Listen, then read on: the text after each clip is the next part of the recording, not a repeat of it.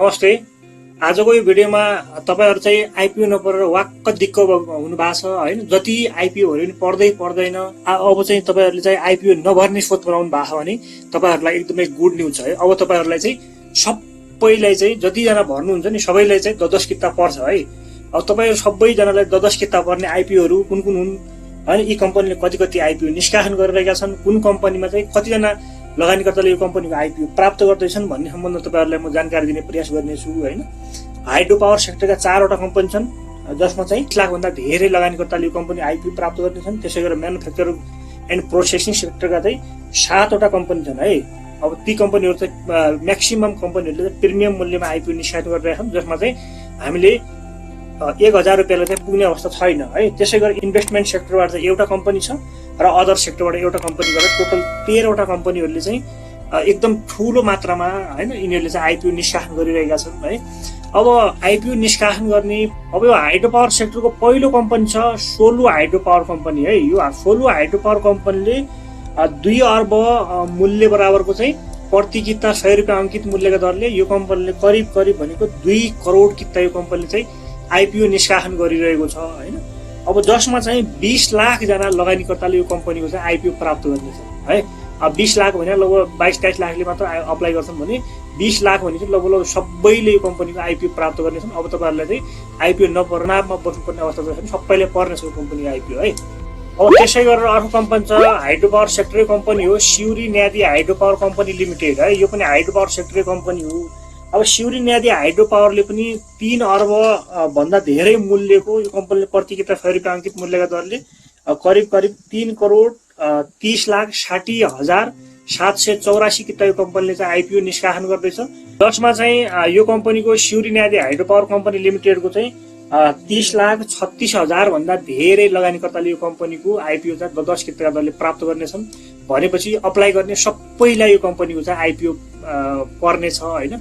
त्यही भएर तपाईले चाहिँ आइपिओ नपरेर एकदमै दुखी हुनुपर्ने अवस्था छैन, सबैलाई पर्ने आइपिओहरु आउँदैछन् है। अब त्यसै गरेर हाइड्रो पावर सेक्टरको अर्को कम्पनी छ united Mewakhola hydro power company limited है। यो पनि हाइड्रो पावर सेक्टरकै कम्पनी हो हैन। United Mewakhola hydro power company limited पनि करिब 1 अर्ब 23 करोड मूल्य बराबरको प्रति किता 100 रुपैयाँ अंकित मूल्यका दरले अब यो कम्पनीले पनि 1 करोड 23 लाख किताले चाहिँ आइपिओ निष्कासन गर्दैछ। अब जसमा चाहिँ 10 किताका दरले सबैले बाँड्ने हो भने यो कम्पनीले पनि 12,30,000 भन्दा धेरै लगानीकर्तालाई चाहिँ लगानीकर्तालाई यो कम्पनी आइपिओ पर्नेछ। अब त्यसै गरेर अर्को कम्पनी छ मेवा डेभलपर्स लिमिटेड है। यो पनि हाइड्रो पावर सेक्टरकै कम्पनी हो हैन। अब यो मेवा डेभलपर्सले पनि 1 अर्ब 12 करोड मूल्य बराबरको हैन प्रति किता 100 रुपैयाँ अंकित मूल्य दरले यो कम्पनीले 1 करोड 12 लाख किता चाहिँ आइपिओ निष्कासन गर्दैछ। जसमा चाहिँ 11,20,000 जना लगानीकर्ताले यो कम्पनीको चाहिँ आइपिओ प्राप्त गर्नेवाला छन्। अब 4 वटा हाइड्रो पावर कम्पनीहरु भए धेरै लगानीकर्तालाई पर्ने 4 वटा कम्पनीहरु यिनीहरु नै भयो भने अब त्यसपछि इन्भेस्टमेन्ट सेक्टरबाट एउटा कम्पनी छ शिवम्स होल्डिङ लिमिटेड है। यो शिवम्स होल्डिङ्स लिमिटेड है, यो चाहिँ इन्भेस्टमेन्ट सेक्टर कम्पनी हो। यसले चाहिँ खासमा 210 रुपैयाँमा चाहिँ आइपिओ निष्कासन गर्दैछ है। 100 रुपैयाँ अंकित मूल्यमा 110 रुपैयाँ प्रिमियम थप गरेर प्रति किता 210 रुपैयाँ दरले यो कम्पनीले आइपिओ निष्कासन गर्दैछ हैन। अब यो शिवम्स होल्डिङ्सले करिब 2 अर्ब 43 करोड 60 लाख मूल्य बराबरको प्रति किता 210 रुपैयाँ अंकित मूल्यका दरले अब यो शिवम्स होल्डिङ्सले पनि 1 करोड 16 लाख किता चाहिँ आइपिओ निष्कासन गर्दैछ। जसमा चाहिँ 10 किताका दरले बाँड्ने हो भने हामीले चाहिँ 11,60,000 जना लगानीकर्ताले यो कम्पनीको चाहिँ आइपिओ प्राप्त गर्नेवाला छन्। यो पनि धेरै लगानीकर्तालाई पर्नेछ यो कम्पनीको आइपिओ पनि। अब त्यसै गरेर धेरै कम्पनी भनेको यो म्यानुफ्याक्चरिङ एन्ड प्रोसेसिङ सेक्टर अन्तर्गत कम्पनी छन् हैन। अब म्यानुफ्याक्चर एन्ड प्रोसेसिङ सेक्टर अन्तर्गतको जगदम्बा स्टिल छ हैन। जगदम्बा स्टिलले पनि 300 रुपैयाँमा चाहिँ प्रिमियम मूल्यमा आइपिओ निष्कासन गरिरहेको छ।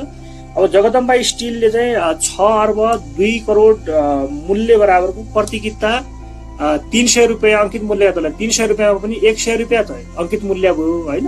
अब त्यसमा चाहिँ 200 रुपैयाँ प्रिमियम थप गरेर प्रति किता 300 रुपैयाँ अंकित मूल्यका दरले अब जगदम्बा स्टिलले पनि करिब 2 करोड 70,000 किता यो कम्पनीले चाहिँ आइपिओ निष्कासन गरिरहेको छ। अब जसमा चाहिँ 20,07,000 जना लगानीकर्ताले यो कम्पनीको आइपिओ प्राप्त गर्नेछन् भने चाहिँ लगभग सबै लगानीकर्ताले यो कम्पनी आइपिओ प्राप्त गर्ने भयो हैन।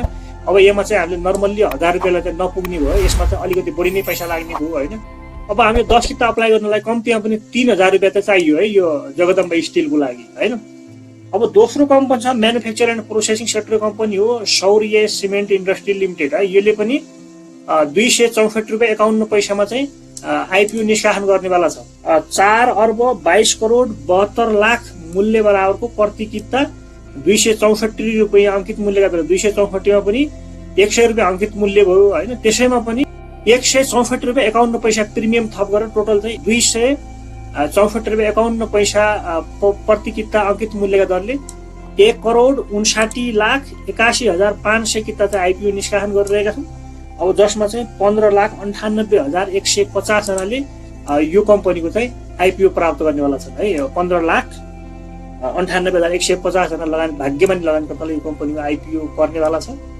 अब त्यसै गरेर अर्को छ manufacture and processing sector company हो मारुति सिमेन्ट है। मारुति सिमेन्टले पनि 377 रुपियाँमा चाहिँ आइपिओ निष्कासन गर्दछ प्रति किता 377 अङ्कित मूल्यका दरले है। अब मारुति सिमेन्टले पनि 4 अर्ब 37 करोड 32 लाख मूल्य बराबरको प्रति किता 377 रुपियाँ जसमा चाहिँ 100 रुपियाँ अङ्कित मूल्य भयो हैन। त्यसमा चाहिँ 277 रुपियाँ प्रिमियम थप गरेर टोटल 377 रुपियाँ प्रति किता अङ्कित मूल्यका दरले 1 करोड 16 लाख किता चाहिँ आइपिओ निष्कासन गर्छ जसमा चाहिँ 11,60,000 जना भाग्यमानी लगानीकर्ताले यो कम्पनीको चाहिँ आइपिओ प्राप्त गर्नेवाला छन्। अब त्यसै गरेर अर्को कम्पनी छ रिद्धि सिद्धि सिमेन्ट है। रिद्धि सिद्धि सिमेन्टले पनि 214 रुपियाँ 10 पैसामा चाहिँ आइपिओ निष्कासन गर्दैछ। अब यसले पनि प्रिमियम मूल्यमा आइपिओ निष्कासन गर्दैछ है।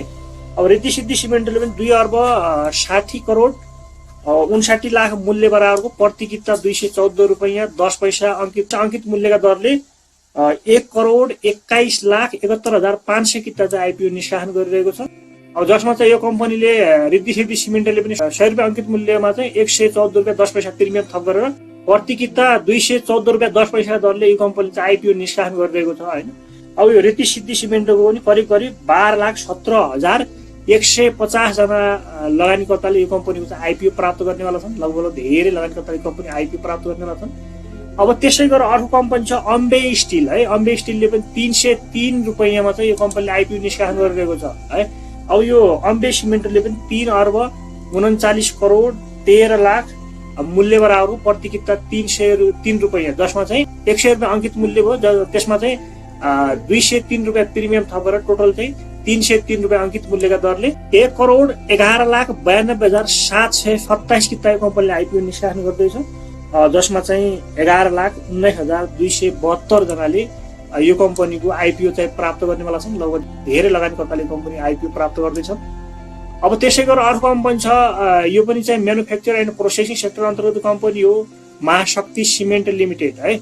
अब यो कम्पनीले चाहिँ जेनरल पब्लिक र लोकलको लागि पनि निष्कासन गर्नेवाला छ हैन। सबैले त्यही हो। यो पनि करिब 1 अर्ब 78 करोड 50 लाख 85,000 मूल्य बराबरको प्रति किता 100 रुपियाँ अङ्कित मूल्यका दरले अब यो कम्पनीले भनेको 1 करोड 78 लाख 50,857 किता यो कम्पनीले आइपिओ निष्कासन गर्नेछ। यसमा चाहिँ प्रिमियम मूल्य चाहिँ परेन है। यसमा चाहिँ अङ्कित 100 रुपियाँ अङ्कित मूल्यमै हामीले चाहिँ अप्लाई गर्न पाइने हो है। नर्मली अरू कम्पनी जस्तै पाइने हो। अरू यो छ जगदम्बा भयो है। त्यसै गरेर यो सौर्य भयो मारुति भयो रिद्धि सिद्धि र अम्बे स्टिलले चाहिँ प्रिमियम मूल्यमा आइपिओ निष्कासन गरे भने अब महाशक्ति सिमेन्ट कम्पनी लिमिटेडले चाहिँ 100 रुपियाँ अङ्कित मूल्यका दरले नै आइपिओ निष्कासन गर्ने भनेको छ हैन। अब महाशक्तिले पनि 1 करोड 78 लाख 50,857 किता आइपिओ निष्कासन गर्यो भने अब जसमा चाहिँ 17,85,857 जनाले यो कम्पनीको 10 किताका दरले आइपिओ प्राप्त गर्ने भए हैन। अब आइपिओ चाहिँ भन्न नछोड्नु होला है। भिडियो मन परिरहेको छ भिडियो लाइक पनि गरिदिनु होला र तपाईले च्यानललाई अझै पनि सब्स्क्राइब गर्नु भएको छ भने च्यानललाई चाहिँ सब्स्क्राइब पनि गरिदिनु होला है। किनकि आगामी दिनमा यस्तै किसिमको महत्त्वपूर्ण इन्फर्मेसन मिस हुन सक्छ। मैले यस्तै किसिमको इन्फर्मेटिभ भिडियोहरू ल्याइराख्छु हैन। त्यही भएर तपाईले चाहिँ च्यानललाई चाहिँ सब्स्क्राइब गरिदिनु होला। अब त्यसै गरेर अर्को कम्पनी छ म्यानुफ्याक्चर एन्ड प्रोसेसिङ सेक्टर अन्तर्गतै कम्पनी हो हैन। यसले चाहिँ प्रिमियम मूल्यमा छैन। यो कम्पनीले चाहिँ 100 रुपियाँ अङ्कित मूल्यमै आइपिओ निष्कासन गर्ने भनेको छ शुभश्री अग्नि सिमेन्ट है। अब यो शुभश्री अग्नि सिमेन्टले पनि पहिलो चरणमा लोकल र दोस्रो चरणमा जेनरल पब्लिकको लागि निष्कासन गर्ने हो हैन। अब शुभश्री अग्नि सिमेन्टले पनि करिब अब 2 अर्ब 2 करोड 10 लाख मूल्य बराबरको प्रति किता 100 रुपियाँ अङ्कित मूल्यका दरले अब यो शुभश्री अग्नि सिमेन्टले पनि 2 करोड 2 लाख 10,000 किता कम्पनीले चाहिँ आइपिओ निष्कासन गर्दैछ जसमा चाहिँ 10 किताका दरले आइपिओ बाँडफाँड गर्ने हो भने 20,21,000 जना भाग्यमानी लगानीकर्ताले कम्पनी आइपिओ प्राप्त गर्नेछन् हैन। अब तपाईले चाहिँ आइपिओ पर्दैन भनेर एकदमै निराश हुनुपर्ने अवस्था चाहिँ छैन हैन। अब त्यसै गरेर एकदमै धेरै लगानीकर्तालाई पर्ने आइपिओ छ अदर सेक्टरबाट डिस मिडिया नेटवर्क है, डिसोम छ नि, डिसोमले पनि आइपिओ निष्कासन गर्दैछ। यसले चाहिँ जेनरल पब्लिकको लागि मात्रै निष्कासन गर्दैछ है, यसले चाहिँ लोकलको लागि हुँदैन यसको हैन। अब यो डिस मिडिया नेटवर्कले पनि 1,82,84,94,95,500 रुपियाँ मूल्य बराबरको प्रति किता 100 रुपियाँ अंकित मूल्यमा यसले आइपिओ निष्कासन गर्ने भन्ने छ। प्रति किता 100 रुपियाँ अंकित मूल्यका दरले अब यो डिस मिडियाले पनि करिब 1,35,84,955 किताको कम्पनीले आइपिओ निष्कासन गरिरहेको छ, जसमा चाहिँ 13,58,495 जनाले यो कम्पनीको 10 किताका दरले आइपिओ प्राप्त गर्नेछन्। अब यी 13 वटा कम्पनीहरू थिए, लगभग 10 लाख भन्दा धेरै लगानीकर्तालाई आइपिओ पर्ने 13 वटा कम्पनीहरू हैन। अरू कम्पनीहरू पनि छन् चाहिँ, अरू चाहिँ अलिकति कम निष्कासन गर्दैछन् र सबैलाई नपर्न सक्छ। धेरै लगानीकर्तालाई पर्ने आइपिओ भनेको यिनै कम्पनी हुन् हैन। यी कम्पनीहरूको आइपिओ अब निष्कासन हुँदैछ है, तपाईले आइपिओ भर्नबाट छोड्नु हुँदैन, निराश हुनु हुँदैन हैन। यति नै थियो आजको अपडेट। भिडियो कस्तो लाग्यो, जस्तो लाग्यो त्यस्तै प्रतिक्रिया दिन नबिर्सनु होला। भिडियो मन परेको छ भने एक लाइक अवश्य गरिदिनु होला र च्यानलमा नयाँ हुनुहुन्छ र तपाईले च्यानललाई अझै नै सब्स्क्राइब गर्नु भएको छ भने च्यानललाई सब्स्क्राइब गरिदिनु होला। भिडियो अन्तिमसम्म हेरिदिनु भएकोमा धेरै धेरै धन्यवाद।